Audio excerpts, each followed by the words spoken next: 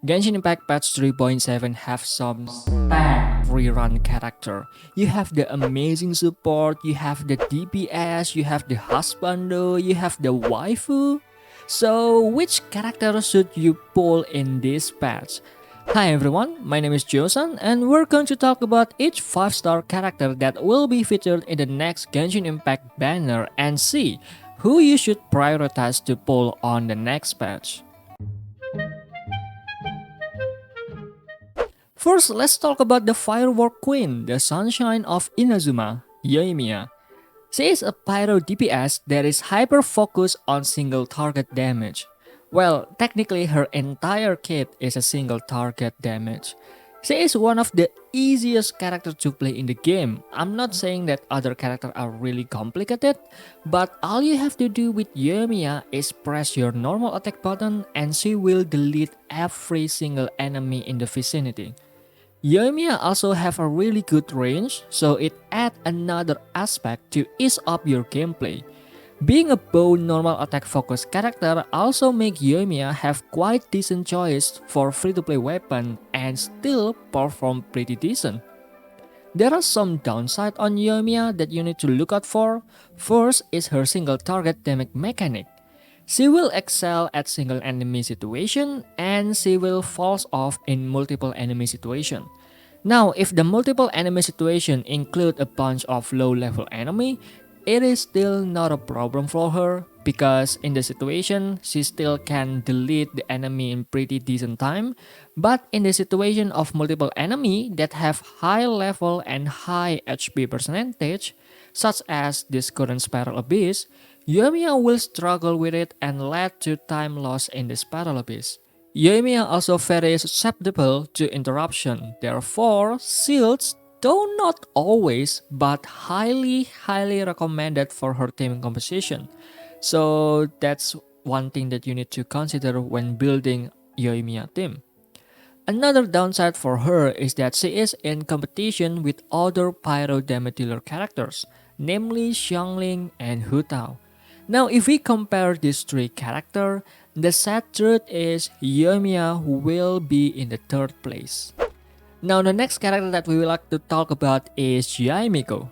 Since patch 3.0, or rather since Dendro update, YAE MIKO indirectly received a pretty significant improvement. Her 100% uptime on Electro application make her either a really good Electro enabler or become the damage dealer herself with quickened reaction. This is because her burst also deals a lot of damage in the first place. Her being a Catalyst user also open up opportunities for her to become an on-field Electro applicator or even a main DPS. One of her passive is taking advantage of her EM to push your elemental skill damage, making her synergize really well with the Dendro reaction team. Now if you target only for C0 YAE MIKO, then she is in competition with C6 Fizzle. Their performance are on par and even a lot of video, theory crafting and discussion even suggest that C6 Fizzle is better than YAE MIKO. So that's one thing that you need to consider before pulling for YAE MIKO. And then after that, another downside for YAE MIKO is her energy requirement. Her burst deal a lot of damage but also require a lot of energy. YAE MIKO herself doesn't really provide enough energy for herself, so therefore, usually YAE MIKO need to be paired with other Electro character. You can negate this by building YAE MIKO with a lot of energy recharge, but that means you have to lose damage potential for consistency. And lastly, YAE MIKO is literal paper. She has the lowest defense stat in the game and her HP is also not that good. Combine this with her gameplay that make her vulnerable to get hit by the enemy, one heavy hit from the lava turtle in the Spiral Abyss is enough to make her start to reminiscing her past life. After that, we have one of the quickest rerun of the game with Alhaitam. Getting pretty heavily judged before he got released in the past, Alhaitam proved us that he is more than Dendro Kaching. He is currently the best Dendro DPS that we can have in the game, and it seems that he will hold that title for quite a while. With him being a Dendro character, this opened up a lot of team variety of Alhaitam to play with. and he will perform amazingly in every single one of them.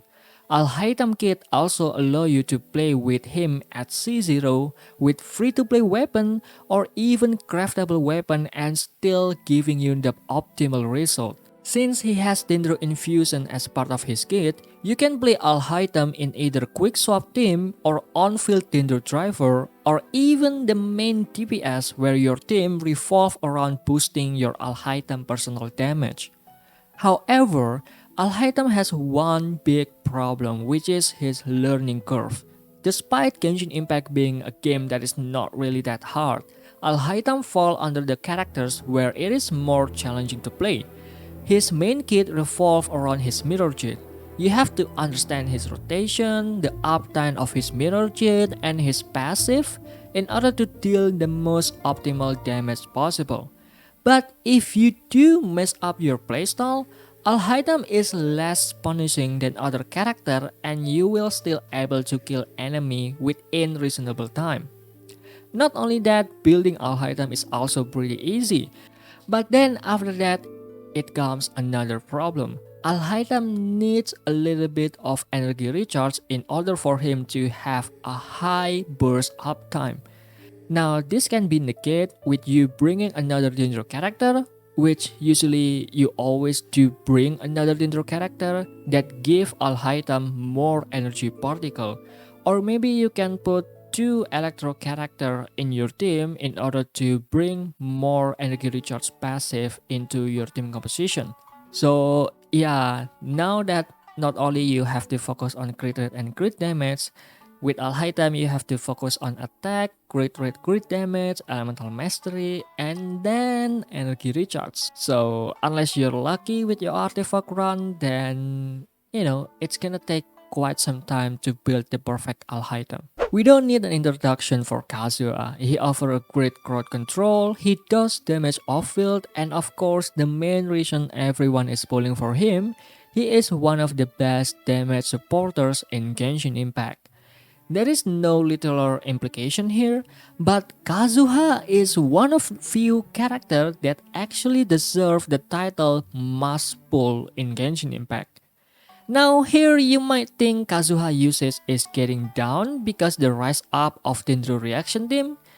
Well, you are part correct because Anemo cannot swirl Dendro. But Anemo still can swirl every other element that is needed for the Dendro reaction itself. For example, if you want to play Aggravate, you already have Electro and the Dendro reaction to boost your damage. What else can you do? Well, you can put Kazuha in the team for him to swirl the Electro, give more Electro application, shred the enemy resistance with Viridescent set, and give your Electro character more elemental damage based on his passive. For a Hyper Bloom and Burgeon team, well, you cannot go wrong with more Hydro application, and buffing your Yelan or Xingqiu Hydro damage on your team are not going to harm you anyway. And even then, there are still a lot of non-Dendro team that is still compete with the current meta team because of the existence of Kazuha, namely the Tartaglia International team and Raiden Hyper Carry. Not to mention his large AoE and amazing crowd control is another aspect that make Kazuha so powerful. So Kazuha is still really far from his downfall. Now the only downside that I can think of Kazuha is how hard it is to build him. Yes, he have a lot of free-to-play options that provide either elemental mastery or energy recharge stat, but because you only want to build Kazuha full elemental mastery, believe me, you don't want to build great Kazuha, this make farming really annoying to do. Not only elemental mastery have the lowest percentage drop on artifact grinding, going for 4-piece Viridescent with full EM stat just doubled your despair on artifact grinding. So, who should you pull for patch 3.7 banner? Top priority is going to be Kazuha. He's just a really strong character.